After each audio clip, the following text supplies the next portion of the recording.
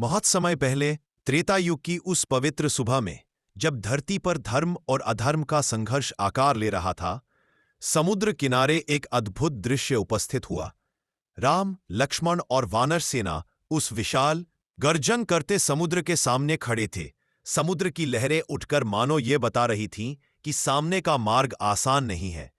लेकिन राम के हृदय में केवल एक ही संकल्प था, अपनी प्रिया सीता को वापस लाना। वानर सेना के मध्य खड़े थे कुशल अभियंता नल, विश्वकर्मा के पित्र। उन्होंने समुद्र को निहारा और बोले, प्रभु, यदि अनुमति मिले तो हम एक पुल बना सकते हैं, ऐसा पुल जो इस अथाह समुद्र पर रास्ता बना दे। राम मुस्कुराए, समुद्र देव से प्रार्थना की, और जैसे ही समुद्र शांत हुआ, नल ने आदेश दिया, अब समय है इस संसार को असंभव को संभव होते देखने का। वानर एक एक बड़े पत्थर उठाने लगे। हर पत्थर पर राम लिखा जाता, और जैसे ही वो पत्थर समुद्र में रखा जाता, अरे, वो तैरने लगता। आंखों में आश्चर्य, हृदय में उत्साह और कदमों में एक अद्भुत शक्ति भर गई। वे दौड़ते, कूदते, चिल्लाते, जैसे हर पत्थर में भक्ति का संगीत खुल गया हो। लेकिन केवल पत्थर ही नहीं, घने जंगलों से लकड़ियां, वृक्षतुंड, मोटी रस्सियां भी लाई गईं। उन्हें समुद्र में गाड़कर आधार बनाया गया और फिर उन पर पत्थर जमाए गए। धीरे धीरे समुद्र की नीली सतह पर एक चमत्कारी पथ उभरने लगा, चौड़ा, मजबूत और देखने में ऐसा जैसे देवताओं ने स्वयं उसे आकार दिया हो। दिन बीतते गए और अंततः वह क्षण आया जब समुद्र के ऊपर एक लंबी, प्रकाशमय रेखा दिखाई देने लगी।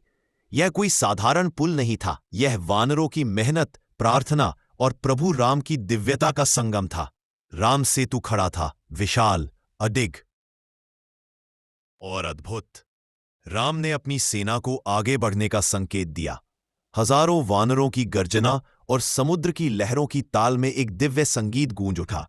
जिस समुद्र को पार करना असंभव माना जाता था, वही समुद्र आज राम और उनकी सेना का मार्ग बन गया। यह सिर्फ एक पुल नहीं था, यह विजय की ओर बढ़ती आशा की राह थी। सेतु पार कर राम लंका पहुंचे, रावण पर विजय पाई और धर्म का दीपक पूरे संसार में जलाया। युद्ध समाप्त होने के बाद राम ने पीछे मुड़कर उस पुल को देखा जिसने असंभव को संभव किया था।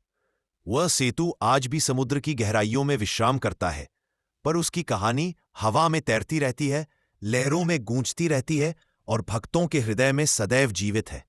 राम सेतु हमें यह बताता है कि जब उद्देश्य पवित्र हो और विश्वास अटूट, तो समुद्र भी रास्ता बन जाता है। आपने अपना कीमती समय निकालकर हमारा वीडियो देखा, इसके लिए हम आपको दिल की गहराइयों से धन्यवाद करते हैं। हम आगे भी इसी तरह की अद्भुत, ज्ञानवर्धक और रोचक कहानियां आपके लिए लाते रहेंगे। आपसे एक छोटी सी विनती है, कृपया हमारे स्टोरी चैनल को लाइक, सब्सक्राइब और शेयर करना बिल्कुल ना भूलें। आपका हर एक लाइक, हर एक सब्सक्रिप्शन और हर एक शेयर हमें नई कहानियां बनाने की प्रेरणा देता है। तब तक के लिए धन्यवाद। फिर मिलेंगे एक नई, रोमांचक और मनमोहक कहानी के साथ।